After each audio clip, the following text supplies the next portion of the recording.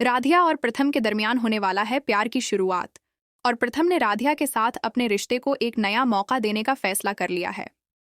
मन उती संदर सीरियल के आने वाले अपडेट में देखने को मिलेगा कि जब प्रथम ये देखता है कि राधिया ने पूरे खानदान की इज्जत बचाने के लिए कितनी समझदारी से काम किया और ये पता लगा लिया कि 1 लाख रुपए किसने लिए थे, तो इससे प्रथम को बहुत मदद मिली।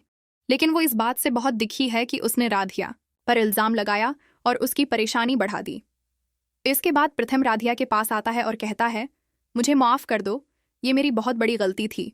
लेकिन राधिया कहती है, आपको माफ़ी मांगने की ज़रूरत नहीं है, आपने कोई गलती नहीं की, मैं जानती हूँ, लेकिन आपको झूठ बोलने की क्या ज़रूरत थी?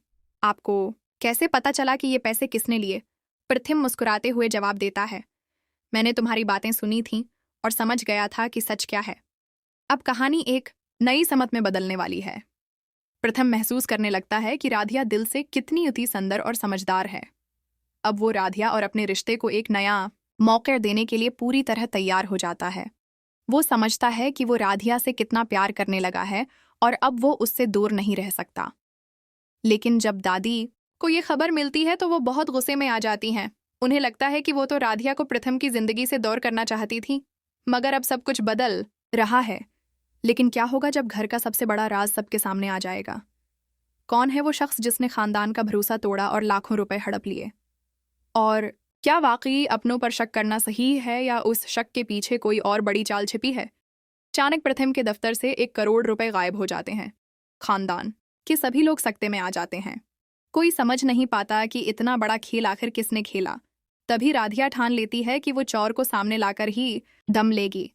वो छिप छिप कर सुराग ढूंढने निकलती है और जब दफ्तर पहुंचती है तो उसे दरवाजे के पास खून का धब्बा दिखाई देता है। उसके जहन में फौरन शक की घंटी बज उठती है। उसे लगता है कि चोर भागते वक्त गिरा और उसके पैर में चोट आई। राधिया सबसे पहले दादी से बात करती है क्योंकि वो सीधा सोनू से सवाल नहीं कर पाती। जब वो दादी से पूछती है कि क्या सोनू के पैर में चोट लगी है, तो दादी गुस्से में उसे डांट देती हैं, मगर अंदर ही अंदर बेचैनी उन्हें भी घेर लेती है। जब दादी जाकर देखती हैं कि सोनू बिल्कुल ठीक है तो वो राधिया से तड़क कर पूछती हैं, आखिर तुम कहना क्या चाहती हो? राधिया बिना झुझके सच बता देती है कि दफ्तर से 1 करोड़ रुपए चोरी हुए हैं और उसी दिन सोनू भी दफ्तर आया था। ये सुनते ही दादी तलमला उठती हैं और घर आकर जबरदस्त हंगामा करती हैं।